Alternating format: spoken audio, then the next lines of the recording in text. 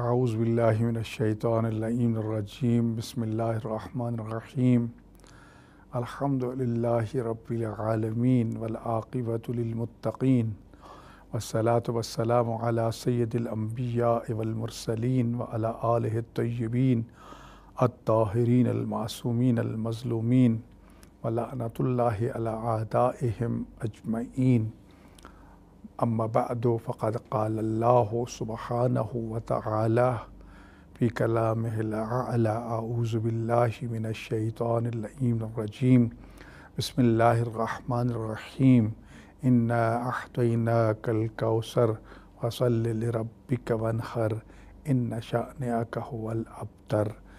ناظرین محترم، سب سے پہلے میں تمام کائنات کی مخلوقات کی خدمت میں خاص طور پر سرکار رحمت العالمین خاتم الانبیاء حضرت محمد مصطفیٰ صلی اللہ علیہ وآلہ وسلم، حضرت صدیقہ کبریٰ فی العالمین جناب زہرا سلام اللہ علیہا، اور حضرت امیر المومنین علی بن ابی طالب علیہ السلام کی خدمت میں سلسلہ امامت کے دوسرے تاجدار حضرت امام حسن مجتبیٰ علیہ السلام کی ولادت باسعادت کی مبارکباد پیش کرتا ہوں.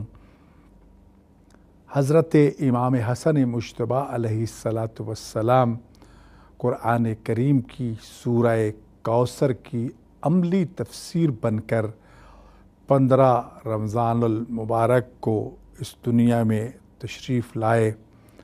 یقیناً آپ کی خلقت نورانیہ تو بہت پہلے ہو چکی جب رسول اکرم صلی اللہ علیہ وآلہ وسلم نے ارشاد فرمایا اول ما خلق اللہ نوری، کہ اللہ نے سب سے پہلے میرے نور کو خلق فرمایا، اور پھر ارشاد فرمایا کہ انا و علی من نور واحد، میں اور علی ایک ہی نور کے دو حصے ہیں.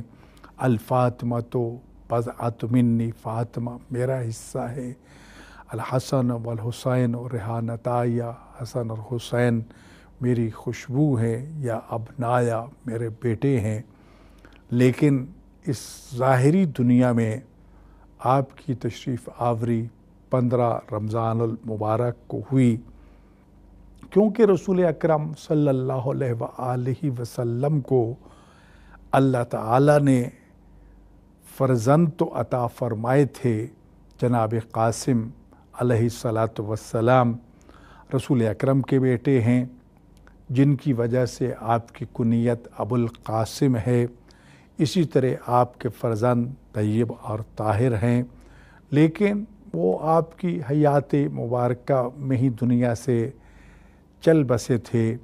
صرف ایک ہستی جو اس کائنات میں باقی رہی وہ آپ کی شہزادی سیدۃ نساء العالمین، اس کائنات کی سب سے بڑی سچی خاتون جناب فاطمہ زہرا سلام اللہ علیہا، جن کے والد بزرگوار رسول اکرم صلی اللہ علیہ وآلہ وسلم ہیں، سید الانبیاء ہیں، سید الرسل ہیں، اور آپ کی والدہ کرامی ام المؤمنین ام المعصومین سیدۃ القریش طیبہ طاہرہ جناب خدیجۃ الکبریٰ سلام اللہ علیہا ہیں، جن کے احسانات کے بارے میں رسول اکرم صلی اللہ علیہ وآلہ وسلم نے یہ اعتراف فرمایا تھا کہ لولا سیف علی ومال خدیجۃ وحمایت ابی طالب لما تقدم الاسلام، اگر علی کی تلوار نہ ہوتی، خدیجہ کا مال نہ ہوتا اور ابو طالب کی حمایت نہ ہوتی تو اسلام کبھی پروان نہ چڑھتا. اور جن کے احسانات کو رسول اکرم صلی اللہ علیہ وآلہ وسلم نے اپنی زندگی کے سب آخری لمحات تک فراموش نہیں کیا، اور خدیجہ کے احسانات کو یاد کر کر کے ہمیشہ مغموم ہوا کرتے تھے. دشمن آپ کو ابتر کا طعنہ دیتے. ابتر اسے کہتے ہیں کہ جس کی نسل نہ ہو، جس کی اولاد نہ ہو، جسے مقطوع النسل کہا جاتا ہے، ابتر کہا جاتا ہے، اوترا کہا جاتا ہے. کہ جس کے ہاں کوئی اولاد نہ ہو، اور یہ وہ طعنے تھے جو مشرکین مکہ رسول اکرم صلی اللہ علیہ وآلہ وسلم کو دے کر ان کے دل نازنین کو چھلنی کر دیا کرتے تھے۔ آپ ہمیشہ مغموم رہتے۔ حضرت ماریہ قبطیہ کے وطن اطہر سے بھی اللہ نے آپ کو ایک فرزند عطا فرمایا تھا، جن کا نام حضرت ابراہیم علیہ السلام رکھا گیا تھا، جو جنت البقیع مدینہ منورہ میں دفن ہیں۔ لیکن ایک طرف امام حسین تھے اور ایک زانو پر جناب ابراہیم تھے۔ اللہ نے فرمایا کہ ان دو میں سے میں ایک کو واپس لینا چاہتا ہوں۔ اے میرے حبیب، تو بتا ان دو میں سے کس کو واپس بلا لوں، کس کو باقی رہنے دوں؟ تو کہا میرے بیٹے ابراہیم کو واپس بلا لے، حسین کو رہنے دے۔ تو اس طرح حضرت ابراہیم جو حضرت ماریہ قبطیہ کے وطن اطہر سے تھے، وہ دنیا سے چل بسے۔ دشمن نے یہ طعنے بار بار دیے، آپ کے دل نازنین کو زخمی کر دیا، آپ ہمیشہ پریشان رہا کرتے۔ لیکن 15 رمضان المبارک کو اللہ تعالی نے خانوادہ نبوت اور رسالت میں خوشیوں کا وہ چراغ روشن کیا کہ جس کی بدولت آج پوری کائنات جو ہے وہ اولاد رسول اور ذریت رسول سے بھری پڑی ہے۔ دنیا کا کوئی کونا گوشہ ایسا نہیں ہے جہاں پر ہمیں اولاد رسول میں سے کوئی نہ ملے۔ امام حسن مجتبیٰ علیہ السلام کی ولادت باسعادت ماہ رمضان میں ہوئی، جو سورہ کوثر کی عملی تفسیر بن کر آئے۔ اللہ نے ارشاد فرمایا، بے شک ہم نے آپ کو کوثر عطا فرمایا۔ کوثر کے معنی مفسرین نے خیر کثیر بھی فرمایا ہے۔ اس سے مراد حوض کوثر بھی ہے، اس سے مراد کثیر اولاد بھی ہے، اور اسی بات پہ زیادہ مفسرین کا اتفاق ہے کہ یہ صورت جو ہے حضرت امام حسن مجتبیٰ علیہ السلام کی ولادت باسعادت کی مناسبت سے نازل ہوئی، جس میں امام حسن مجتبیٰ کی ولادت کی خوشی کی خبریں دی گئیں، اور رسول اللہ کو یہ بھی خبر سنائی گئی، ان شانئک ھو الابتر، یہ دشمن جو تمہیں طعنے دیتا ہے کہ تیری نسل نہیں ہے، تو ابتر ہے، نہیں، اے میرے حبیب تو ابتر نہیں، تیرا دشمن قیامت تک ابتر رہے گا، تیرے دشمن کا نام و نشان مٹ جائے گا۔ اور آج ہم دیکھتے ہیں ابو جہل کی اولاد میں سے کوئی دکھائی نہیں دیتا، ابو لہب کی اولاد میں سے کوئی موجود نہیں ہے، لیکن اولاد مصطفیٰ اور اولاد رسول سے کائنات بھری پڑی ہے۔ امام حسن مجتبیٰ علیہ السلام کی ولادت باسعادت ہوتی ہے۔ صدیقہ کبریٰ فی العالمین جناب زہرا سلام اللہ علیہا بہت خوش ہوتی ہیں، اپنے بابا محمد مصطفیٰ صلی اللہ علیہ وآلہ وسلم کی خدمت میں پیغام بھیجتی ہیں کہ اللہ تعالیٰ نے حسن مجتبیٰ کو دنیا میں بھیجا ہے۔ امیر المومنین علی بن ابی طالب علیہ السلام بھی خوشی خوشی تشریف لاتے ہیں، اور اپنے اسی بیٹے کے نام کی نسبت سے ابو الحسن کہلاتے ہیں، کیونکہ عرب میں رواج ہے کہ بڑے بیٹے کے نام پر کنیت رکھی جاتی ہے، تو آج سے علی ابو الحسن بن گئے، حسن کے باپ۔ رسول رحمت مسکرا کے فرماتے ہیں کہ ان کو غسل کی ضرورت نہیں ہے، یہ سلسبیل کے پانیوں سے دھل کے آتے ہیں، یہ حوض کوثر سے دھل کے آتے ہیں۔ رسول اللہ صلی اللہ علیہ وسلم نے ان کو اپنے ہاتھوں پہ لیا، اپنا لعاب دہن رسالت آپ کے منہ میں ڈالا۔ امام حسن مجتبیٰ علیہ السلام کی پہلی غذا لعاب دہن رسالت صلی اللہ علیہ وآلہ وسلم بنی۔ تربیت کا سلسلہ شروع ہوا، سب سے پہلا مرحلہ نام کا آیا، تو آپ نے جناب زہرا سلام اللہ علیہ نے امام علی علیہ السلام کی خدمت میں عرض کی کہ ان کا نام تجویز فرمائیے، تو آپ نے فرمایا جب تک رسول خدا صلی اللہ علیہ وآلہ وسلم موجود ہیں بھلا ہم کون ہوتے ہیں کہ ہم اس شہزادے کا نام تجویز کریں۔ رسول اللہ صلی اللہ علیہ وسلم کی خدمت میں دونوں حاضر ہوئے، جا کر عرض کی کہ یا رسول اللہ اس شہزادے کا نام تجویز فرمائیے، تو آپ نے کیوں نہیں نام رکھا علی؟ فاطمہ عرض کی کہ مولا آپ کے ہوتے ہوئے ہم آپ پر سبقت نہیں لے جا سکتے تھے، لہذا آپ سے درخواست کی ہے کہ آپ ان کا نام تجویز فرمائیں۔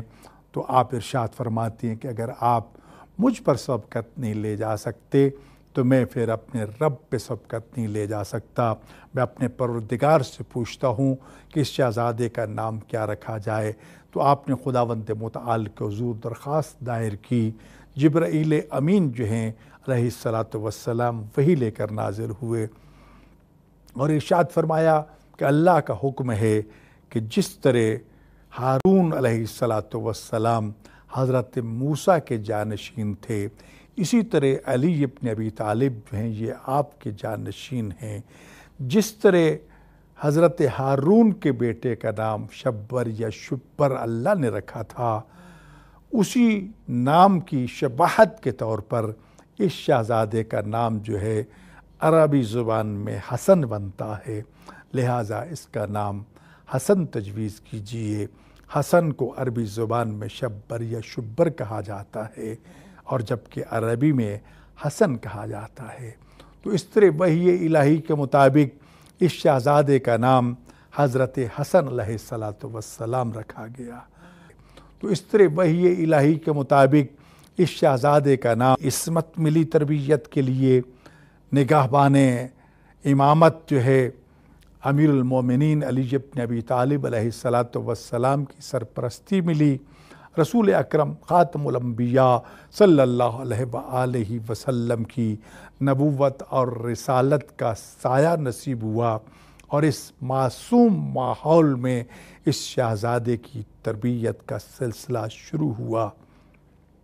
دشمن کی زبانیں گنگ ہو گئیں، جو اب تر کا تانا دیا کرتے تھے وہ زمانے ہمیشہ کے لیے خاموش ہو گئیں، اس لیے کہ اللہ نے رسول اکرم صلی اللہ علیہ وآلہ وسلم کو حسن عطا فرمایا تھا۔ حسن کو ابن حاضہ سید کہہ کے پکارا کہ یہ میرا بیٹا سید و سردار ہے۔ تو جس کو زبان رسالت سے ابن کہا گیا ہو وہ کوئی محاورتاً یا تمثیلاً نہیں ہے، بلکہ وہ حقیقی معانی میں ابن کہلاتا ہے۔ اسی طرح امام حسین علیہ السلام کو بھی رسول خدا نے ابن کہا، ابنایا کہا کہ یہ دونوں میرے بیٹے ہیں۔ یہ بھی نص رسالت موجود ہے جو حسن اور حسین کو رسول کے بیٹے کہلا رہے ہیں۔ اور پھر جب نصارہ نجران کے ساتھ مباہلہ کی باری آئی، قرآن کی آیت نازل ہوئی تعالیٰ ابناءنا و ابناءکم، تم اپنے بیٹے لے کر آؤ ہم اپنے بیٹے لے کر آتے ہیں، تو اس آیت مجیدہ کی عملی تفسیر کے لیے اپنے دونوں شہزادوں کو اپنے ساتھ لیا، حسین ابن علی کو اپنے ہاتھوں پہ اٹھایا، حسن کو انگلی کے ساتھ لے کر تطبیق کر کے دکھا دیا کہ قرآن کی آیت نے کہا ہے کہ تم اپنے بیٹے لے آؤ، میں اپنے بیٹے لا رہا ہوں۔ وہاں پر یہ نہیں کہا یہ علی کے بیٹے ہیں، یہ فاطمہ کے بیٹے ہیں، بلکہ یہ میرے بیٹے ہیں۔ تو قرآن کریم نے بھی رسول خدا کے بیٹے کہہ دیا، رسول اللہ نے بھی اپنے بیٹے کہہ دیا۔ اور ہمارے سامنے جنگ صفین کا وہ واقعہ مشہور ہے کہ جب حضرت محمد ابن حنفیہ جو علی ابن ابی طالب علیہ السلام کے فرزند ارجمند ہیں، جب ایک مرتبہ یہ کہا نا کہ آپ مجھے بار بار حکم دے رہی ہیں کہ میدان جنگ میں جاؤ اور اس طرح ڈٹ جاؤ جس طرح پہاڑ اپنی جگہ پہ ڈٹ جاتا ہے، دنیا ادھر سے ادھر ہو جائے لیکن تمہارے قدموں میں لغزش نہ آنے پائے، تو ایک دفعہ یہ کہہ دیا کہ آپ حسن اور حسین کو کیوں نہیں حکم فرما رہے؟ تو آپ نے فرمایا یہ تیری ماں کے دودھ کی تاثیر ہے، سنو حسن اور حسین تو رسول اللہ کے بیٹے ہیں، تو میرا بیٹا ہے، وہ رسول کے بیٹے ہیں، ان کی حفاظت کرنا ہمارا فرض ہے، میرا بیٹا تو ہے، تو جنگ کرے گا۔ تو علی ابن ابی طالب کا یہ قول بھی اس بات کی تائید و تصدیق کرتا ہے کہ حسن اور حسین جو ہیں یہ رسول اللہ کے بیٹے ہیں، اور اسی نسبت سے آج اولاد علی و بطول کو اولاد رسول کہا جاتا ہے۔ دشمن اعتراض کرتا ہے کہ انہیں کو اولاد علی و بطول کہلانا چاہیے، اولاد رسول کیوں کہلاتے ہیں؟ تو قرآن کریم نے ایک اور مثال بھی پیش کر دی ہے کہ حضرت عیسیٰ علیہ السلام اور جناب مریم جو ہیں وہ ہمارے سامنے ہیں۔ حضرت عیسیٰ کا باپ نہیں تھا، اپنے ماں کے بطن سے معجزاتاً پیدا ہوئے تھے، لیکن قرآن کریم میں 27ویں پشت میں تقریباً انہیں آل ابراہیم میں شامل کیا گیا۔